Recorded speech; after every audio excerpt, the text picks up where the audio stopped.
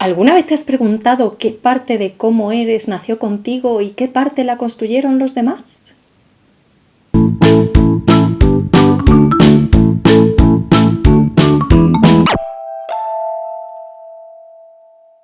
Esta pregunta tan interesante resume lo que en psicología se conoce como la dicotomía entre lo innato y lo adquirido, el debate clásico entre naturaleza versus crianza. Este debate trata de resolver qué parte de tu conducta está determinada genéticamente y cuál depende de haberte desarrollado en un determinado entorno.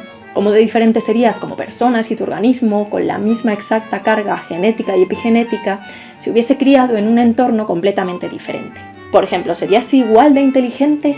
¿Tendrías la misma moralidad, la misma orientación sexual? ¿Tendrías al menos una personalidad similar? Estas preguntas no son nuevas, son cuestiones que filósofos primero e investigadores después llevan muchos años explorando con aproximaciones diferentes. Pero hay una aproximación que arrojaría datos especialmente relevantes. Se trata de una aproximación tan cruel para los sujetos experimentales que en psicología se conoce como el experimento prohibido. Imagina que quieres averiguar qué parte de la conducta de un humano está determinada genéticamente y cuál depende de su historia de interacción con el entorno. Una cosa que podrías hacer es ir al momento en que empieza a interactuar con el entorno, el nacimiento o incluso antes, porque en el vientre materno también estás interactuando con el entorno, y privarlo de cualquier interacción para ver qué capacidades florecen y cuáles no. Ahora entiendes por qué se llama prohibido, porque implicaría coger a bebés y aislarlos completamente. En este experimento hipotético tendrías que dar un mínimo de soporte vital a los bebés para que no murieran. Tendrías que alimentarlos, lavarlos, darles calor, etc. Esto implica un mínimo de interacción con el ambiente, pero sería la mínima que necesita el organismo para seguir vivo. A partir de ese mínimo básico podrías elegir aumentar según conveniencia el grado de interacción con el ambiente.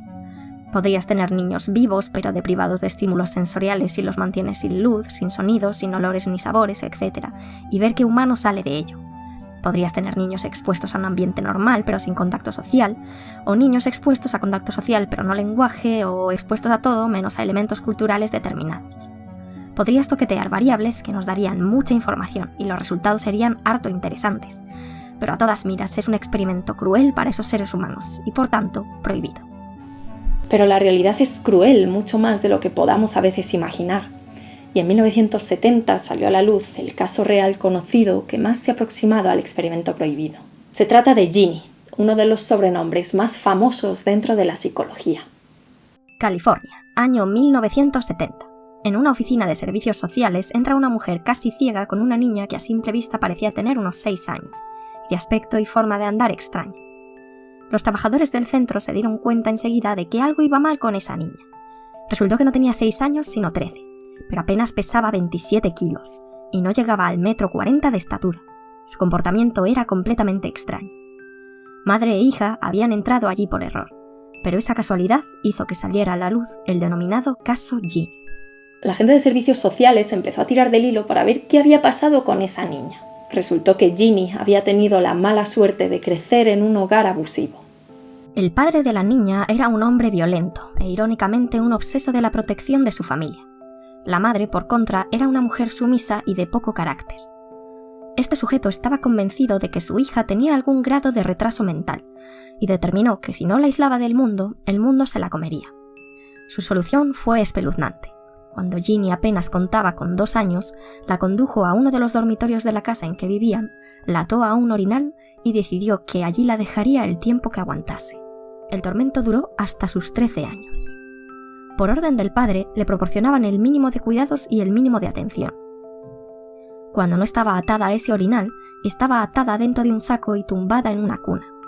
No podía mover más que pies y manos. La habitación estaba a oscuras, solo una rendija permitía el paso de luz.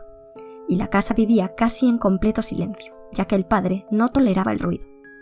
Ginny, allí sentada, apenas escuchaba ningún sonido a lo largo de sus días. La alimentaban solo con papillas, cereales y algún que otro huevo.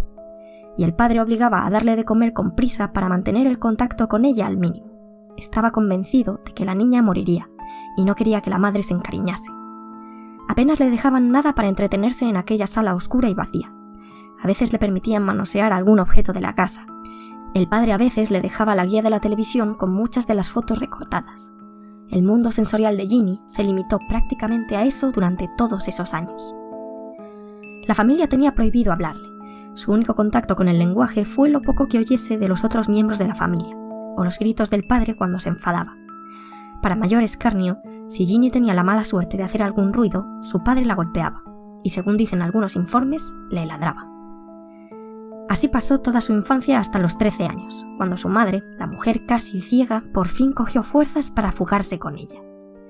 No era una niña a la que hubiesen sacado del mundo real para llevarla a ese pozo. Era una niña para la que ese pozo era el mundo real, el único que conocía.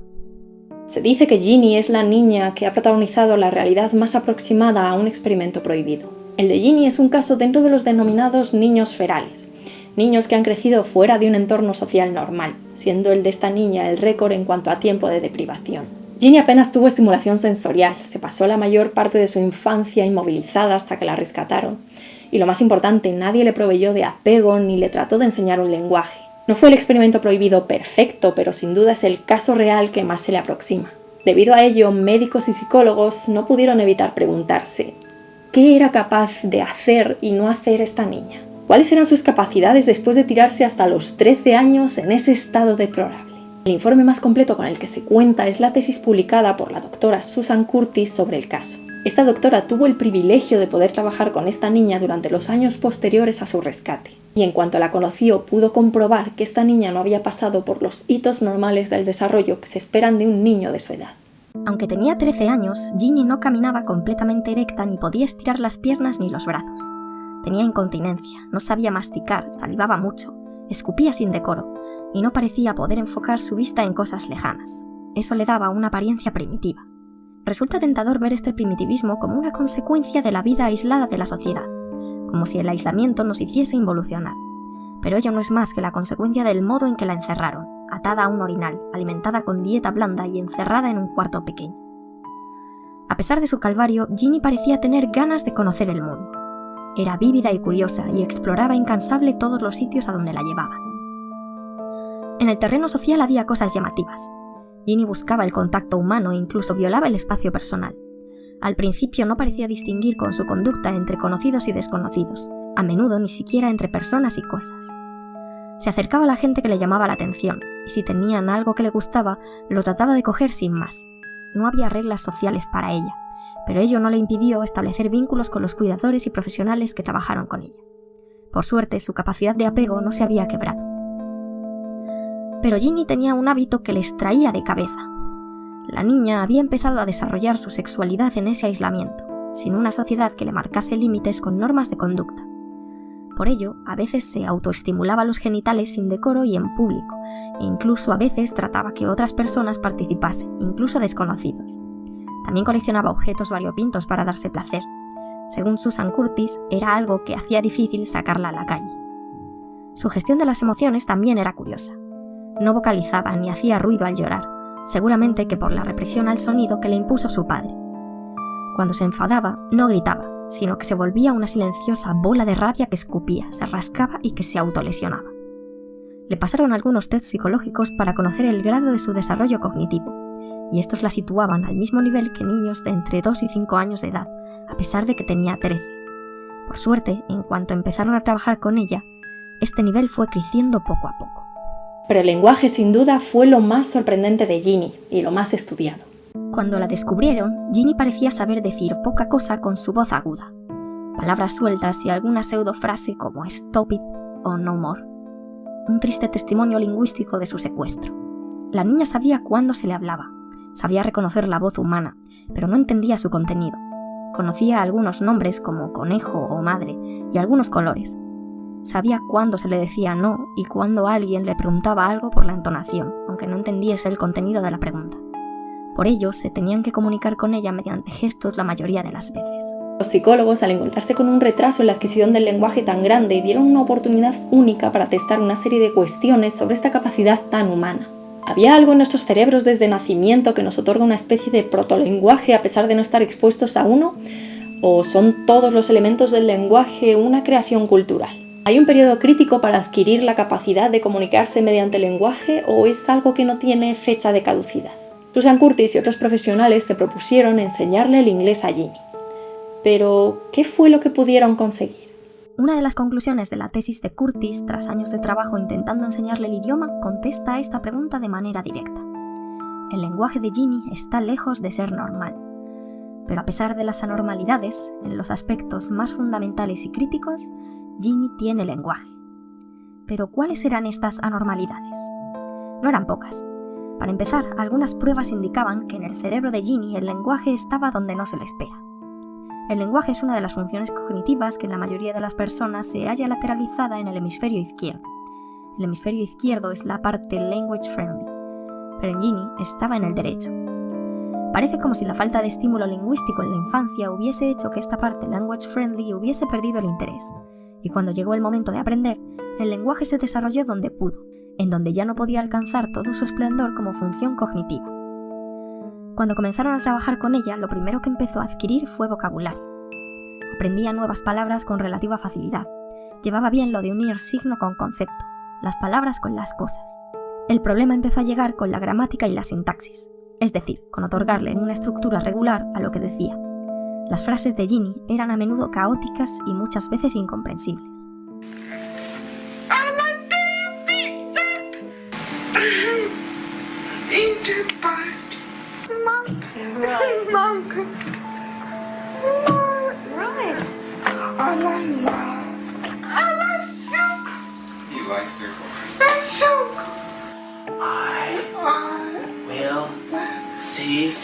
Mama, Saturday, right.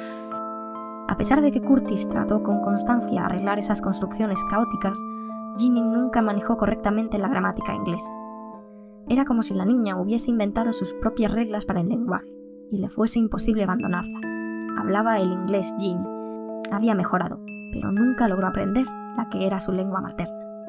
El caso Ginny no es el experimento prohibido perfecto, ya que no solo estuvo aislada y deprivada, sino también maltratada. No podemos discernir si las carencias en su desarrollo se debían a la falta de estimulación ambiental, a factores como la malnutrición o el abuso, o a si padecía algún tipo de discapacidad de base. Por ello, las conclusiones que se atrevieron a sacar los profesionales que trabajaron con ella son escasas. Por lo general se acepta el caso Ginny como un apoyo a la hipótesis de la existencia de un periodo crítico para adquirir la capacidad de comunicarse mediante lenguaje. Un periodo durante la infancia fuera del cual luego es difícil interiorizar las reglas para empezar a usar un primer lenguaje. En cuanto a la interiorización de las reglas sociales, Ginny hizo grandes avances después de su rescate y logró adaptarse a una vida más o menos normal, pero su desarrollo cognitivo siempre quedó por debajo de la media. Poco se sabe más sobre su vida. La suerte le volvió a abandonar. Su madre trató de recuperar la custodia e impidió que Susan Curtis y otros profesionales siguieran trabajando con ella. Los avances de Ginny se estancaron y el seguimiento de su vida se detuvo. Algunas fuentes indican que a día de hoy sigue viva y cuidada en alguna residencia de Estados Unidos.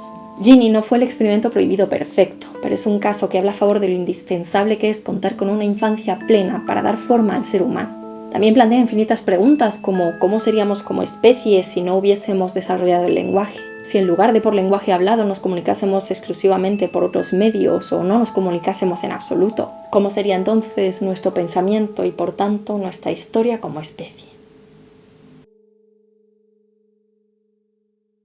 Hasta aquí este vídeo sobre el caso Ginny y el experimento prohibido. Antes de acabar, recuerda que si quieres apoyar el canal ahora puedes hacerlo llevándote a casa esta lámina que te recuerda todos los días que piensas con un trozo de carne. Y si quieres seguir conociendo las historias más curiosas que nos enseñan cómo somos, no olvides suscribirte al canal.